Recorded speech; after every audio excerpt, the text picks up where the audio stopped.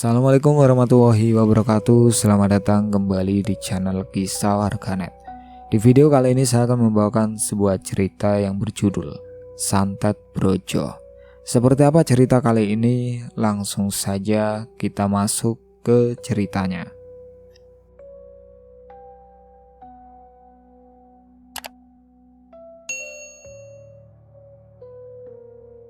Sari, ibu tunggal di desa Tulungagung, berjuang membesarkan 3 anaknya setelah diceraikan suaminya. Ketika penyakit lambung misterius menyerangnya dan terus memburuk meski sudah berobat, keluarga kecil ini harus menghadapi kenyataan pahit. Seseorang mengirim santet brojo untuk menghancurkan Sari. Siapa pelakunya? Apa motif keji di balik serangan goib ini? Dan bagaimana akhir mengerikan yang menanti sang pengirim santet?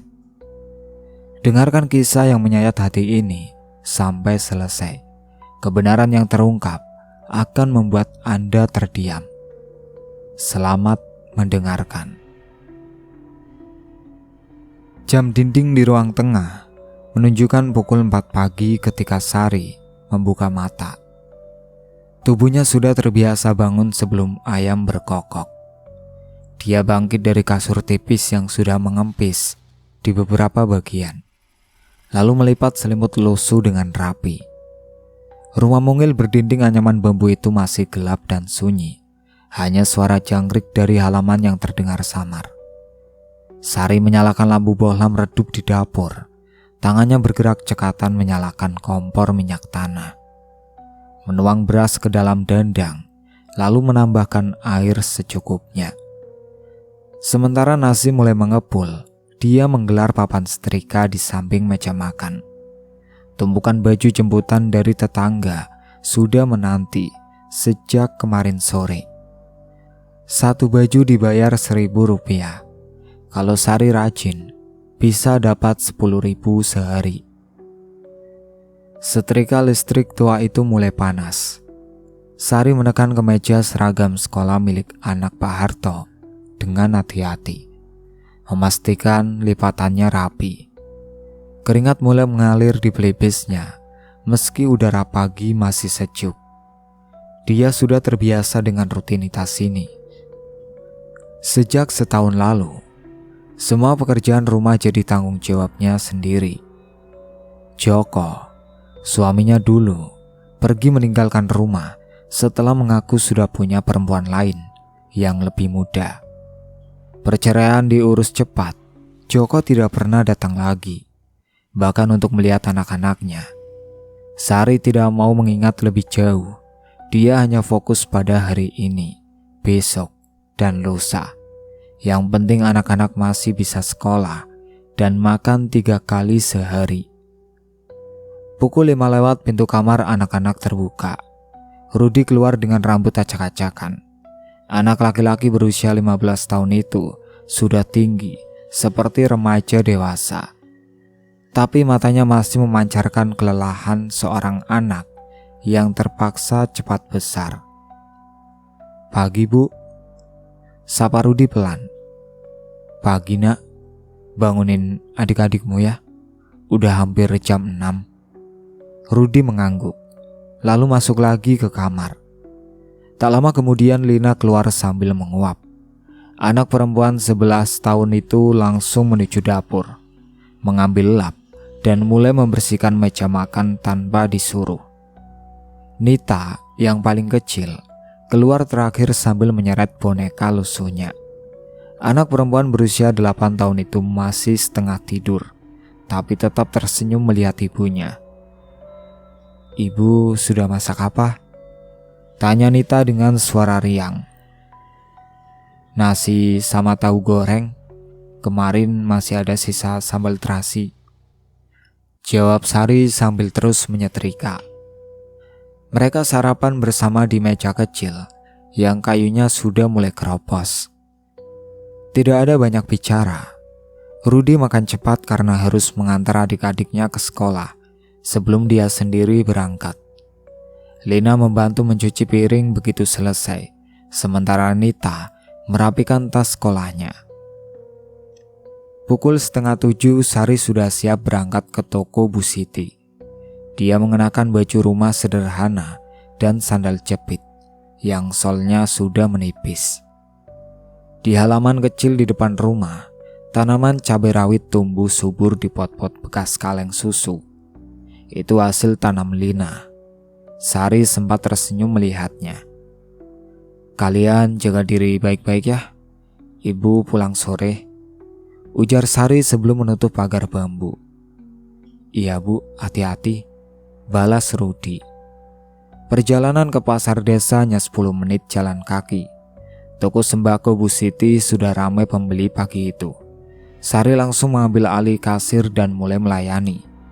Bu Siti, perempuan gemuk yang selalu ramah, duduk di kursi rotan sambil mengipasi wajahnya. "Gimana Sari? Anak-anak sehat semua?" tanya Bu Siti. "Alhamdulillah Bu, masih sehat, masih semangat sekolah." "Syukurlah, kamu kuat ya Sari. Banyak yang sudah nyerah kalau di posisi kamu." Sari hanya tersenyum tipis. "Mau gimana lagi Bu? Anak-anak masih butuh makan. Saya harus kuat." Bu Siti mengangguk paham. Mereka tidak banyak bicara lagi, sibuk melayani pembeli yang terus berdatangan hingga siang. Sore harinya Sari pulang dengan badan pegal. Rudi sudah menyiapkan air hangat untuk mandi. Lina membantu memasak nasi untuk makan malam. Sementara Nita menyapu halaman. Mereka makan malam bersama dengan menu sederhana, tempe goreng, dan sayur bening bayam. "Besok kakak mau bantu Bu Siti bawa barang dari pasar," kata Rudi. "Katanya dikasih upah 5.000. Jangan sampai telat sekolah," pesan Sari. "Enggak Bu, sebelum sekolah kok." Malam itu rumah bambu kecil itu terasa hangat. Meski hidup serba kekurangan, mereka masih punya satu sama lain. Sari menutup mata dengan perasaan syukur. Besok dia harus bangun lagi sebelum subuh. Begitu seterusnya. Tapi dia tidak pernah mengeluh. 3 hari kemudian, rutinitas pagi Sari berjalan seperti biasa. Dia sudah selesai menyetrika baju jemputan dan sedang menyiapkan sarapan untuk anak-anak. Api kompor minyak tanah menyala kecil di bawah wajan. Sari menuang minyak goreng, lalu masukkan bawang merah dan bawang putih yang sudah diiris halus. Aroma harum bumbu tumis mulai menyebar ke seluruh ruangan. Tiba-tiba, perutnya terasa aneh. Sari mengerutkan dahi. Rasanya seperti ada yang meremas keras dari dalam. Nyeri tajam menjalar dari ulu hati sampai ke pusar. Tangannya yang memegang spatula kayu sedikit bergetar. Dia mencoba menarik nafas panjang, berharap rasa sakit itu akan hilang sendiri. "Mungkin masuk angin," gumamnya pelan. Sari tetap melanjutkan menumis. Dia menambahkan cabai rawit dan sedikit garam, lalu mengaduk sampai bumbu matang. Tapi nyeri di perutnya tidak mereda, malah terasa semakin sesak. Keringat dingin mulai keluar di keningnya, meski pagi itu tidak terlalu panas. "Bu, sudah masak apa?" Nita muncul dari kamar dengan rambut masih acak-acakan. "Tumis tahu, sebentar lagi jadi," jawab Sari sambil berusaha tersenyum. Rudi dan Lena juga keluar. Mereka sarapan bersama seperti biasa. Sari tidak menyentuh nasinya banyak. Perutnya terasa penuh dan mual.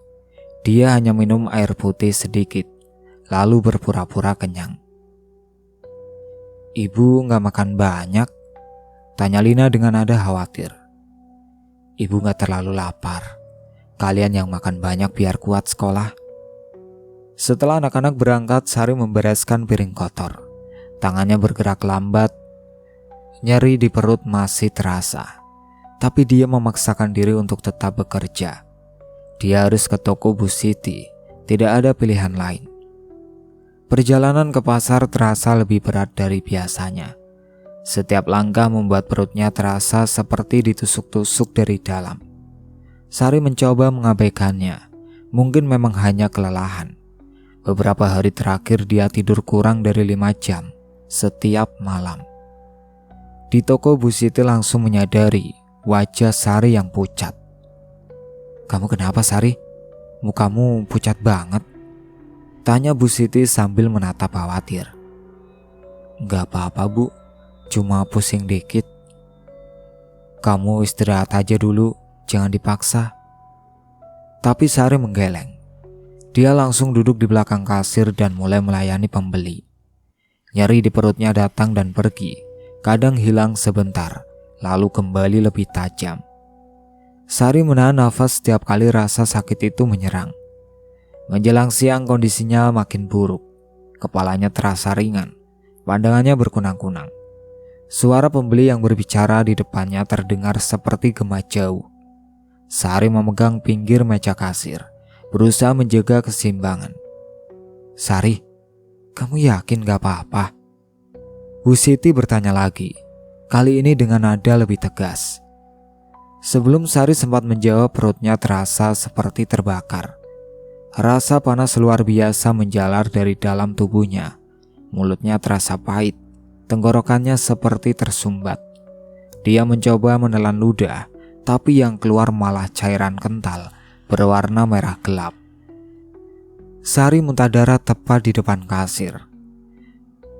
Cairan merah itu membasahi lantai toko. Bu Siti berteriak kaget. Beberapa pembeli yang ada di toko langsung mengerumuni Sari. Seseorang berlari mencari air, yang lain membantu Sari duduk di kursi. "Panggil becak, cepat bawa ke puskesmas," perintah Bu Siti dengan suara panik. Sari masih sadar, tapi tubuhnya lemas. Dia tidak bisa berdiri sendiri.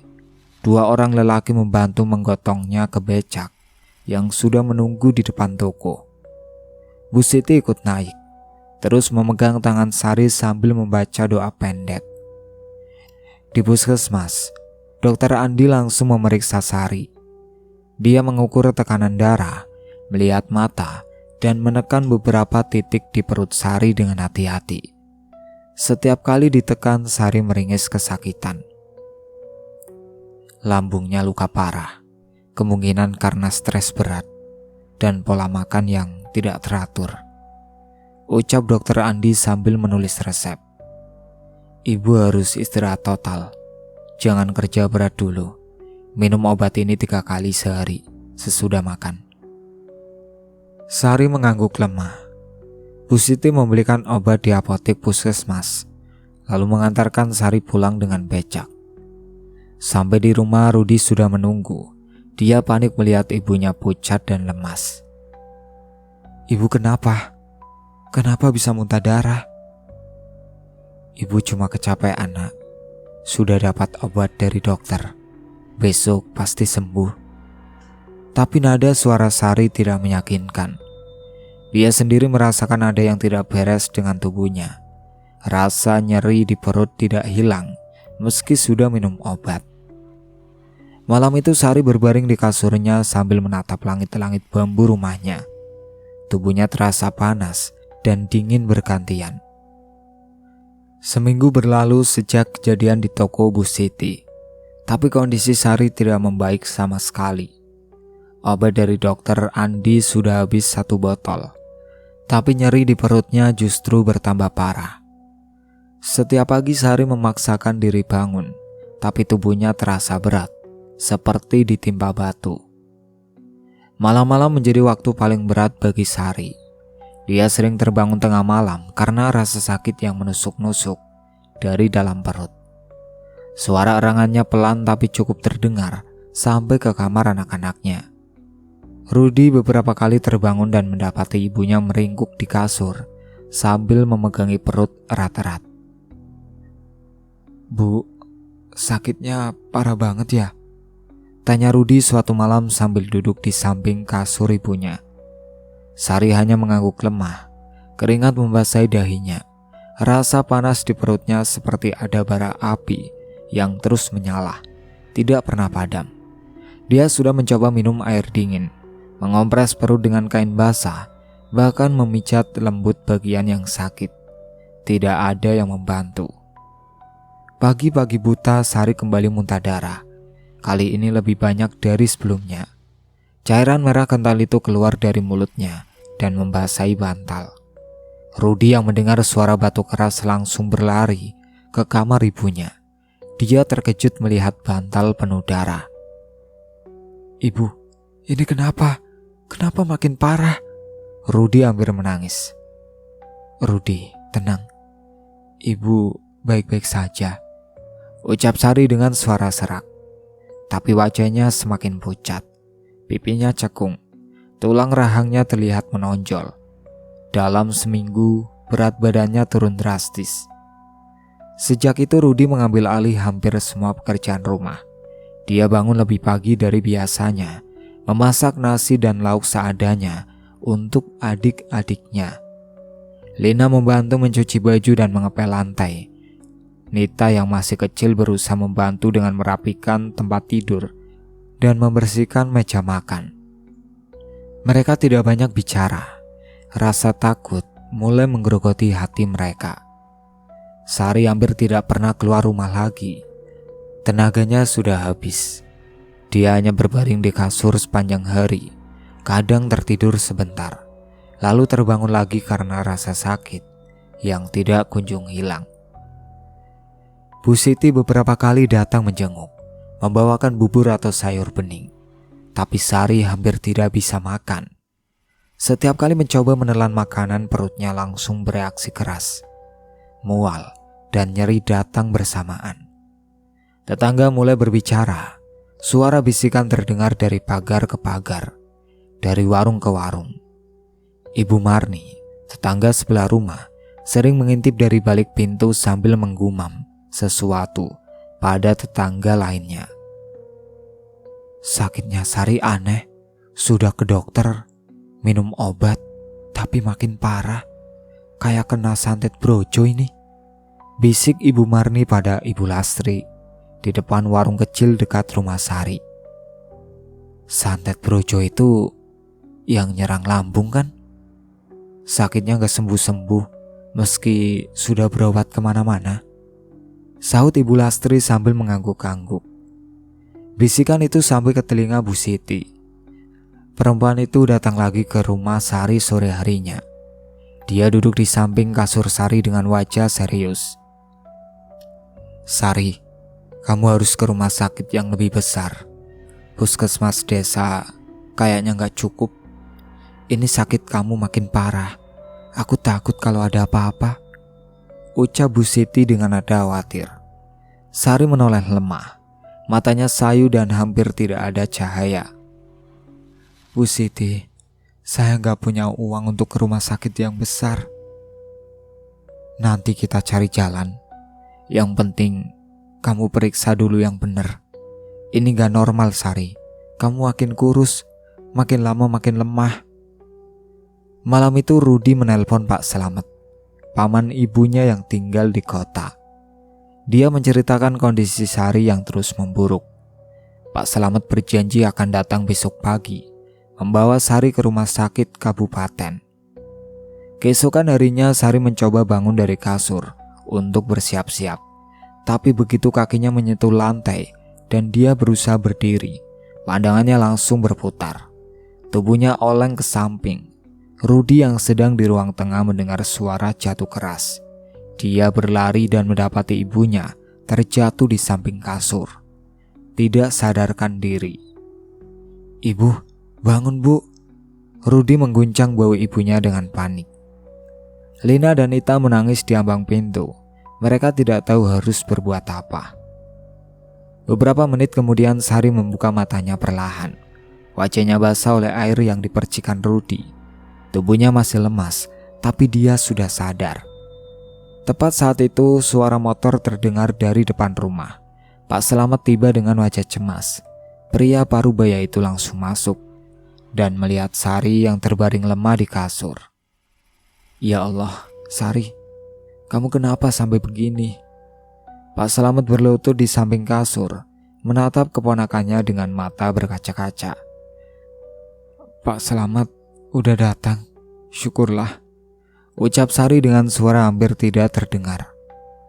Langsung kita ke rumah sakit kabupaten sekarang. Jangan ditunda lagi. Pak Slamet mau apa? Sari keluar rumah dibantu Rudi. Mereka naik mobil pick up milik tetangga yang dipinjam Pak Slamet. Perjalanan ke rumah sakit memakan waktu hampir 1 jam. Sepanjang jalan, Sari hanya diam dengan mata setengah terpejam. Tangannya memegangi perut yang masih terasa panas, seperti terbakar. Sampai di rumah sakit, Sari langsung dibawa ke ruang gawat darurat. Perawat memasang infus di lengannya. Dokter jaga datang, menanyakan keluhan dan riwayat penyakit. Pak Slamet menjelaskan semuanya dengan detail. Muntah darah, nyeri perut yang tidak kunjung sembuh. Sudah berobat ke puskesmas, tapi tidak ada perubahan. Kami akan lakukan pemeriksaan lengkap, lab darah, ronsen, dan USG perut, ucap dokter sambil menulis di papan klip. Pemeriksaan berlangsung seharian. Sari dibawa dari satu ruang ke ruangan lain.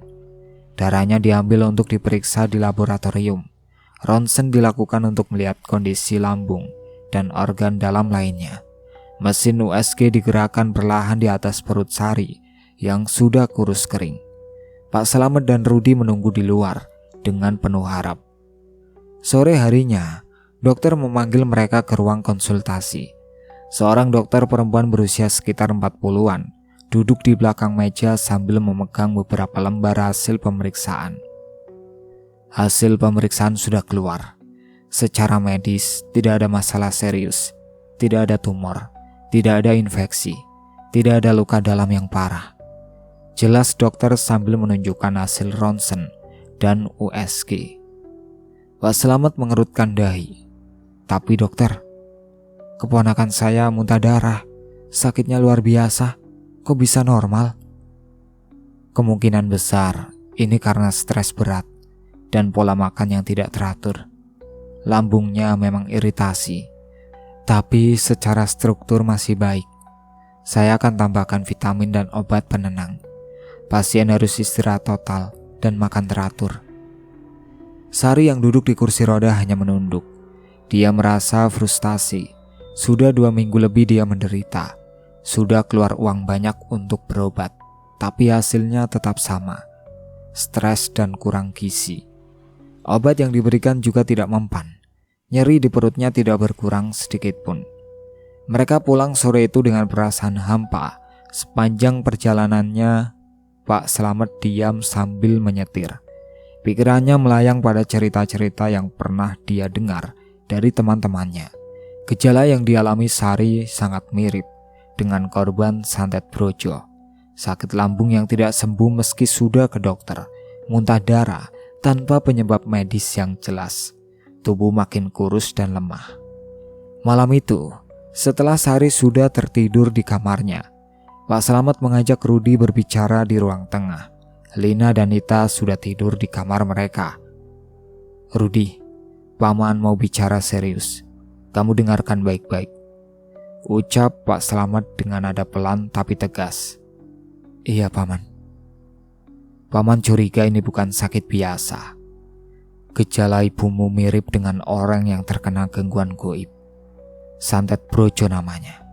Paman pernah dengar dari teman di kampung sebelah. Sakitnya persis seperti ini. Rudi terdiam. Dia tidak langsung percaya, tapi juga tidak bisa menolak kemungkinan itu. Kondisi ibunya memang tidak wajar. Dokter bilang normal, tapi nyeri dan muntah darah terus terjadi. Paman mau coba jalur lain. Ada ustadz terkenal di daerah sini. Namanya Ustadz Hasan. Dia sering bantu orang yang kena gangguan aneh. Gimana menurutmu? Rudi menggaruk kepala, ragu-ragu. Tapi Paman, kalau salah gimana? Kalau kita nggak coba, ibumu makin parah. Medis sudah kita tempuh. Gak ada salahnya kita coba cara lain. Paman gak bilang dokter salah, tapi mungkin ada hal lain yang gak bisa dijelaskan secara medis. Rudi menghela nafas panjang, lalu mengangguk pelan. Baiklah Paman, asal ibu bisa sembuh, saya mau coba apa saja. Pak Slamet menepuk bahu Rudi. Keesokan paginya, dia menghubungi Ustadz Hasan lewat telepon. Ustadz itu setuju untuk datang ke rumah 3 hari kemudian. Hari ketiga tiba lebih cepat dari yang dibayangkan. Pagi itu cuaca mendung, langit tertutup awan tebal. Pak Slamet sudah menunggu di teras sejak pukul 8. Rudi membantu merapikan ruang tengah, menyingkirkan barang-barang agar lebih luas. Lena dan Nita duduk di pojokan, tidak berani banyak bergerak. Pukul 9 lewat, sepeda motor tua berhenti di depan pagar. Seorang pria berusia sekitar 60-an turun dengan tenang. Ustadz Hasan mengenakan baju koko putih dan sorban putih melilit di kepalanya. Wajahnya teduh, matanya tajam tapi penuh kehangatan. Dia membawa tas kecil berisi Al-Quran dan beberapa botol air. Assalamualaikum, sapa Ustadz Hasan sambil tersenyum tipis. Waalaikumsalam Ustadz, silakan masuk, jawab Pak Slamet sambil membukakan pintu. Ustadz Hasan masuk dan langsung menuju ruang tengah. Matanya memandang sekeliling rumah sebentar. Lalu dia duduk bersila di atas tikar. Pak Slamet dan Rudi duduk di hadapannya. Bagaimana kondisi Ibu Sari sekarang? Tanya Ustadz Hasan dengan suara lembut. Makin lemah Ustadz. Sudah ke dokter. Hasilnya normal semua. Tapi sakitnya gak hilang. Malah makin parah. Jelas Pak Slamet. Ustadz Hasan mengangguk paham. Boleh saya lihat beliau? Rudi berdiri dan membuka pintu kamar ibunya. Sari berbaring dengan wajah pucat. Matanya cekung. Bibirnya kering. Ustadz Hasan masuk dan duduk di samping kasur. Dia menatap Sari sebentar, lalu bertanya lembut. Bu Sari, bagaimana perasaan ibu sekarang? Perutnya panas terus Ustadz. Seperti ada yang terbakar di dalam. Sakit sekali, jawab Sari dengan suara parau. Ustadz Hasan mengangguk. Ini kemungkinan bukan sakit biasa. Namanya santet brojo, serangan goib yang dikirim lewat benda tertentu. Biasanya dikubur di sekitar rumah atau halaman. Sasarannya lambung. Sakitnya mirip sakit mah parah, tapi nggak sembuh dengan obat medis. Sari dan Pak Slamet terkejut mendengar penjelasan itu. Rudi yang berdiri di ambang pintu menatap Ustadz Hasan dengan tatapan tidak percaya. Jadi ibu saya memang kena santet? Tanya Rudi pelan. Saya belum bisa pastikan 100%, tapi gejalanya sangat mirip. Kita akan mulai ruqyah sekarang. Kalau memang benar ada gangguan, tubuh ibu Sari akan bereaksi. Jelas Ustadz Hasan. Ustadz Hasan kembali ke ruang tengah. Dia menyuruh Sari dipapah keluar dan dibaringkan di atas tikar yang sudah dikelar. Pak Slamet dan Rudi membantu memapah Sari. Lena dan Nita diminta menunggu di kamar. Pintu ditutup rapat. Ustadz Hasan membuka Al-Quran dan mulai membaca ayat-ayat dengan suara lantang. Bacaannya jelas, penuh penekanan pada setiap kata. Ruangan yang tadinya sunyi kini dipenuhi lantunan ayat suci. Beberapa menit pertama Sari hanya berbaring tenang. Tapi tidak lama kemudian tubuhnya mulai bergetar. Tangannya mengepal erat, matanya terpejam dengan kuat. Nafasnya mulai memburu. Ustadz, panas, perutnya panas sekali, teriak Sari tiba-tiba. Ustadz Hasan terus membaca tanpa henti.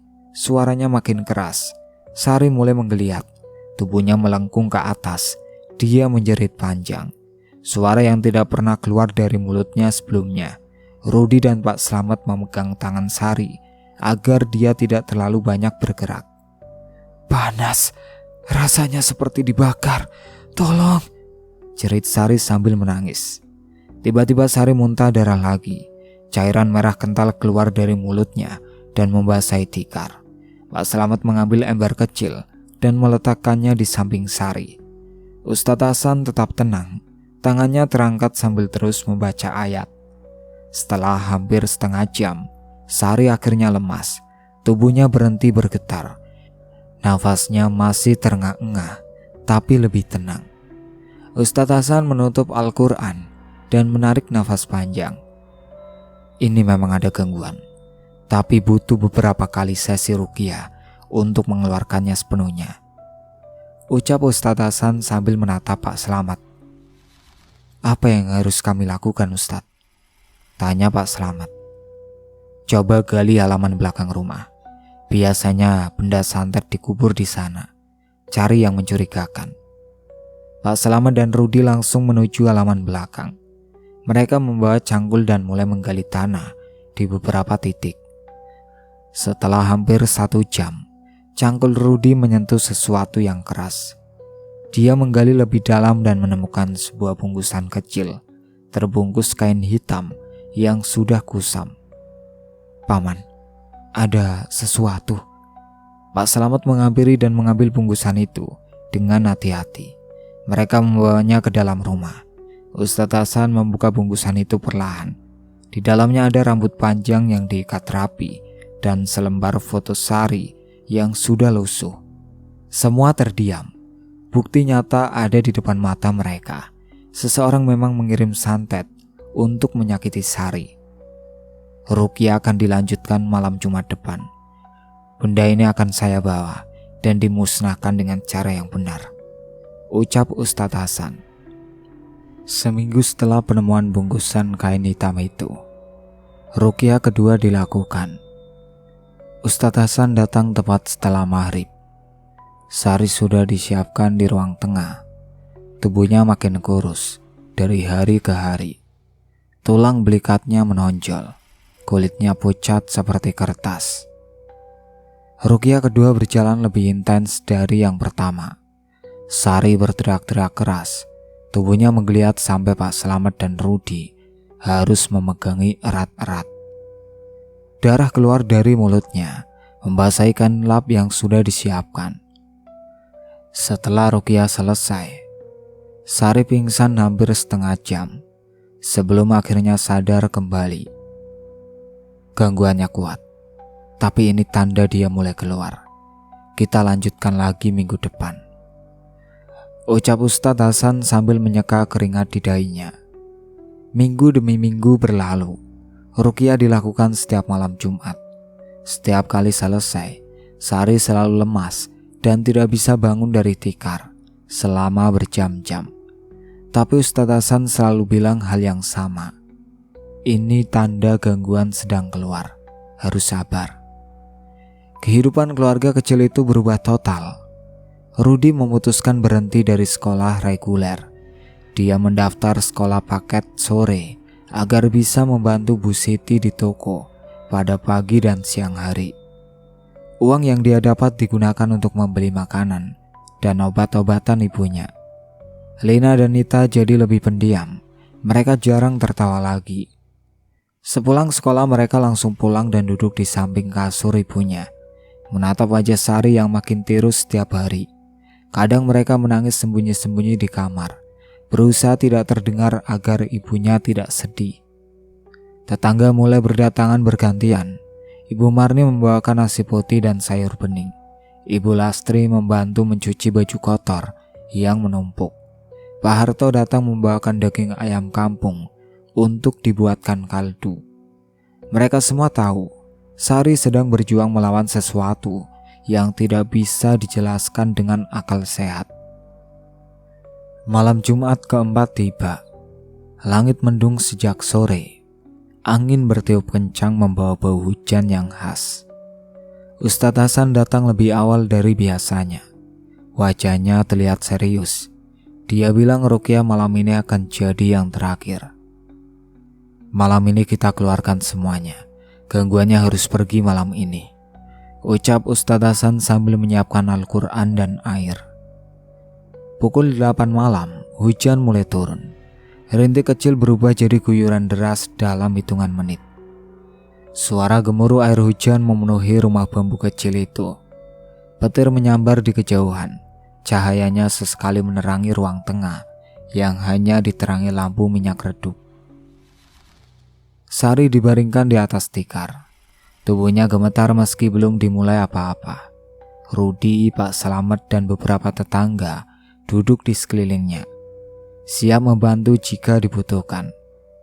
Lina dan Nita kembali dikunci di kamar agar tidak melihat langsung. Ustadz Hasan mulai membaca, suaranya lebih keras dari biasanya, mengalahkan suara hujan deras di luar. Dalam beberapa menit tubuh Sari mulai bereaksi, tangannya mengepal, giginya gemeretak. Nafasnya menjadi cepat dan pendek. "Ustadz, panas!" teriak Sari dengan suara melengking. Tubuhnya melengkung ke atas, hanya punggung bagian bawah yang masih menyentuh tikar. Matanya terbuka lebar, menatap kosong ke langit-langit.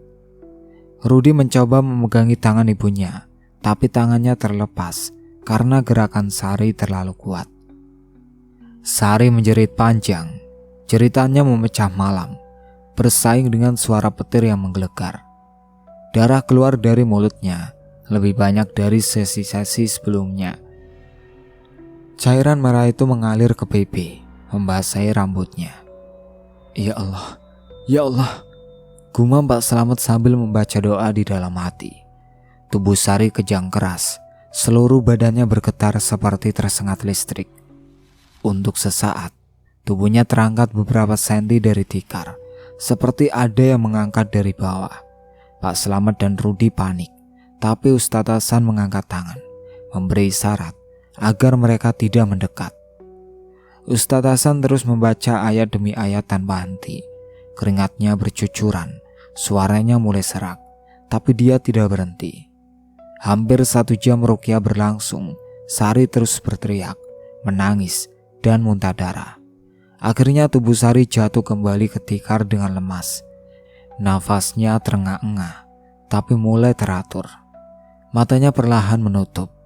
Ustadz Hasan menutup Al-Quran dan mengusap wajahnya dengan kedua tangan. Ruangan jadi sunyi, hanya suara hujan yang masih deras di luar.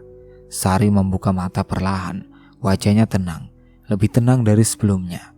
Dia menatap Rudi yang duduk di sampingnya. "Rudi, panggil adik-adikmu," ucap Sari dengan suara lemah tapi lembut. Rudi membuka pintu kamar. Lina dan Nita keluar dengan mata sembab. Mereka berlari ke pelukan ibunya. Sari memeluk mereka bertiga dengan sisa tenaga yang dia punya. "Kalau ibu tidak kuat, kalian saling jaga ya. Ibu tidak dendam sama siapapun. Ibu sayang kalian semua," bisik Sari sambil mengusap rambut anak-anaknya satu persatu. Anak-anak tertidur di samping ibunya malam itu. Mereka lelah menangis. Pak Slamet dan Ustadz Hasan duduk di ruang tengah, berbicara pelan sambil sesekali melirik ke arah Sari yang berbaring tenang di kamarnya. Hujan sudah mereda menjelang tengah malam, hanya menyisakan tetesan air dari atap genteng. Menjelang subuh, Rudi terbangun karena udara terasa dingin. Dia membuka mata dan melihat ibunya masih dalam posisi yang sama seperti tadi malam. Sari berbaring terlentang dengan tangan terlipat di atas perut. Wajahnya terlihat damai. "Bu, sudah subuh, bangun dulu," panggil Rudi pelan sambil menggoyangkan bahu ibunya. Tidak ada jawaban. "Bu, bangun." Rudi menggoyangkan lagi, kali ini lebih keras. Tubuh Sari terasa kaku, kulitnya dingin seperti es. Rudi menarik tangannya dengan cepat. Dadanya berdebar kencang. Dia menyentuh pipi ibunya, dingin. Tidak ada kehangatan sama sekali. Paman Slamet," teriak Rudi dengan suara bergetar.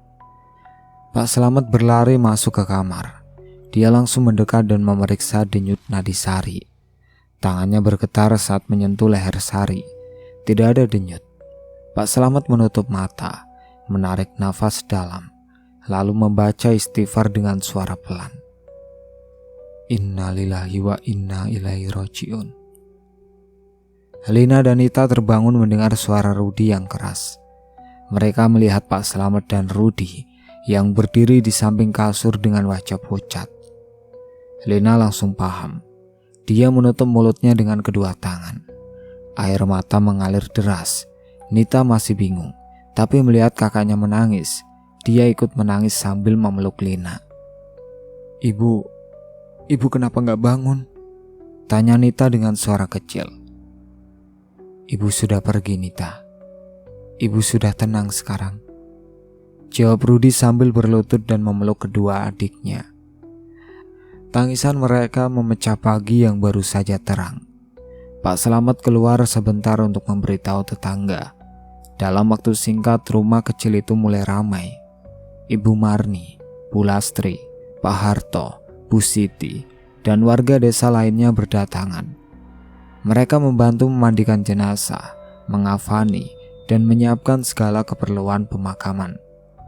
Ustadz Hasan memimpin doa, suaranya tenang tapi penuh kesedihan.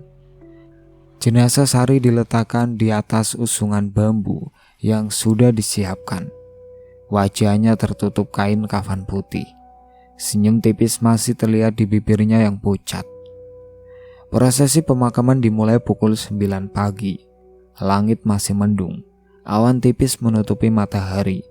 Rintik hujan kecil mulai turun saat usungan diangkat. Warga desa berbaring mengikuti usungan dari rumah menuju pemakaman desa yang berjarak sekitar 200 meter. Budi berjalan di depan menggandeng Lina dan Nita yang terus menangis. Pak Slamet berjalan di sampingnya, sesekali mengusap bahu Rudi untuk memberi kekuatan. Bu Siti berjalan di belakang sambil membawa karangan bunga kamboja putih. Pemakaman desa terletak di ujung desa, dikelilingi pohon bambu dan beberapa pohon kamboja tua. Liang lahat sudah disiapkan sejak pagi. Beberapa lelaki desa yang membantu menurunkan jenazah Sari dengan hati-hati. Ustadz Hasan membaca doa talqin dengan suara lantang. Warga yang hadir mengikuti doa dalam hati. Tanah mulai ditimbun perlahan. Rudi, Lina, dan Nita berdiri di tepi makam, menatap tanah yang makin menutupi tubuh ibunya. Tidak ada jeritan, tak ada tangisan histeris. Mereka hanya diam, air mata mengalir diam-diam.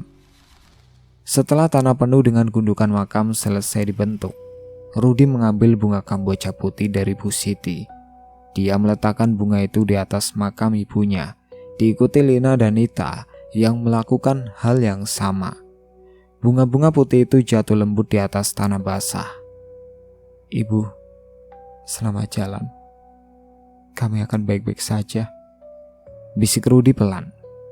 Warga desa mulai berdoa masing-masing sebelum akhirnya pulang satu persatu. Pak Slamet mengajak anak-anak pulang setelah beberapa saat. Mereka berjalan pelan meninggalkan pemakaman. Rintik hujan masih turun, membasahi rambut dan baju mereka. Sampai di rumah suasana terasa sangat sepi. Tidak ada lagi suara erangan Sari dari kamar. Tidak ada lagi sosok yang berbaring lemah di kasur. Hanya tinggal kenangan dan kasur kosong yang masih berbau obat. Rudi duduk di ruang tengah bersama adik-adiknya. Mereka saling berpelukan tanpa kata. Pak Slamet duduk di pojok, menatap kosong keluar jendela. Hujan terus turun perlahan, seperti ikut berduka. Hari-hari setelah pemakaman terasa berat bagi Rudi dan adik-adiknya. Rumah yang dulu penuh dengan suara erangan Sari kini sunyi tanpa jiwa. Pak Slamet masih tinggal sementara untuk membantu mereka mengatur kehidupan sehari-hari. Bu Siti sesekali datang membawakan makanan. Seminggu setelah pemakaman, sore itu ada ketukan di pintu rumah. Rudi membuka dan melihat seorang pria berusia sekitar 40-an, berdiri dengan wajah pucat. Rudi tidak mengenalinya. "Maaf, saya Wawan, teman lama Joko. Bisa saya bicara sebentar?" tanya pria itu dengan suara bergetar. Rudi mengangguk dan mempersilahkan Wawan masuk. Mereka duduk di ruang tengah yang masih berbau dupa dari upacara tahlilan seminggu lalu. Pak Slamet keluar dari kamar dan ikut duduk, menatap curiga pada tamu yang datang. Wawan duduk gelisah, tangannya saling meremas, matanya merah, seperti tidak tidur berhari-hari. Dia menarik nafas panjang sebelum akhirnya berbicara. "Saya datang ke sini Karena hati nurani saya tidak tenang. Saya harus bilang sesuatu yang penting, ucap Wawan pelan. Apa maksudnya, Mas? Tanya Rudi. Joko, mantan suami ibu kalian. Dialah yang mengirim santet brojo ke ibumu, jawab Wawan dengan suara gemetar. Ruangan mendadak hening. Rudi menatap Wawan dengan mata melebar. Pak Selamat mengepalkan tangannya erat-erat. Apa maksud Mas Wawan? Joko yang melakukan semua ini? Tanya Pak Selamat dengan nada marah tertahan. Wawan mengangguk. Saya tahu karena Joko pernah cerita ke saya waktu mabuk di warung. Dia iri hati melihat Sari bisa bangkit dan hidup mandiri setelah ditinggalkan. Joko bilang dia tidak terima Sari bisa bertahan tanpa dia. Joko menyimpan rambut Sari dan fotonya, lalu dibawa oleh dukun yang jauh dari sini. Dukun itu yang mengubur benda santet di halaman belakang rumah ini. Rudi menunduk, tangannya mengepal. Lena yang duduk di pojok ruangan menangis diam-diam. Nita memeluk kakaknya erat-erat. Joko tidak punya hati sama sekali, gumam Pak Selamat sambil menahan amarah. Tapi saya datang juga untuk memberitahu kalau Joko sudah meninggal, lanjut Wawan pelan. Semua menatap Wawan dengan terkejut. Tak lama setelah Ibu Sari meninggal, Joko mulai mengalami nasib buruk. Usaha dagang ayamnya bangkrut dalam seminggu. Kekasihnya pergi membawa semua uang tabungan. Joko sering terlihat berbicara sendiri, seperti ada yang mengganggunya. Dia bilang mimpinya selalu buruk. Ada sosok perempuan berdarah yang terus menatapnya setiap malam. Wawan berhenti sebentar, menelan ludah dengan susah. 3 hari yang lalu Joko ditemukan meninggal di pos ronda dekat rumahnya. Tubuhnya kaku dengan mata terbuka lebar. Wajahnya pucat, mulutnya terbuka, seperti sedang berteriak. Dokter bilang serangan jantung mendadak, tapi orang-orang di kampungnya percaya itu balasan. Rudi menatap kosong ke depan. Dia tidak merasakan kepuasan. Tidak ada rasa bahagia mendengar mantan ayahnya mati dengan cara mengerikan. Yang dia rasakan hanya kekosongan. Ibu tidak pernah dendam pada siapapun. Dia bilang begitu sebelum meninggal, ucap Rudi pelan. Sekarang semuanya sudah selesai. Wawan mengangguk, berdiri perlahan, lalu berpamitan. Dia meninggalkan rumah dengan langkah gontai. Pak Selamat menatap punggung Wawan yang menjauh, lalu menutup pintu. Kehidupan terus berjalan. Rudi bekerja di toko Bu Siti pada pagi hari, lalu mengikuti sekolah paket di sore hari. Dia belajar keras agar bisa menafkahi adik-adiknya. Lena dan Ita sementara waktu tinggal dengan tante mereka yang tinggal di kota. Tapi setiap akhir pekan mereka pulang ke rumah. Pak Selamat dan Bu Siti terus membantu. Mereka memastikan Rudi tidak sendirian menghadapi beban berat di usia yang masih muda. Tetangga juga masih sering mampir, membawakan makanan, atau sekedar menemani. Setiap Jumat sore Rudi mengajak Lina dan Nita ziarah ke makam ibunya. Mereka membawa bunga kamboja putih yang dipetik dari pohon di pemakaman. Rudi menaburkan bunga itu di atas gundukan tanah yang sudah mulai rata. Lina membaca doa pendek, sementara Nita hanya duduk diam sambil menatap makam. Sore itu angin berembus lembut di pemakaman. Daun-daun bambu bergesekan pelan, menciptakan suara seperti bisikan halus. Sehelai kelopak kamboja jatuh dari pohon dan mendarat tepat di atas nisan Sari yang sederhana. Rudi menatap bunga itu, lalu tersenyum kecil. Dia tahu ibunya sudah tenang. Tidak ada lagi rasa sakit, tidak ada lagi penderitaan. Sari sudah pergi dengan damai, meninggalkan anak-anaknya dengan pelajaran tentang kekuatan, kesabaran, dan keikhlasan. Terima kasih, Bu. Kami akan baik-baik saja, bisik Rudi pelan. Mereka berdiri di depan makam beberapa saat lagi, lalu berjalan pulang beriringan. Matahari mulai tenggelam di ufuk barat, meninggalkan langit berwarna jingga keemasan. Kehidupan terus berjalan dan mereka akan terus berjalan seperti yang selalu diajarkan ibunya. Itulah akhir ceritanya. Sekian dari saya. Wassalamualaikum warahmatullahi wabarakatuh.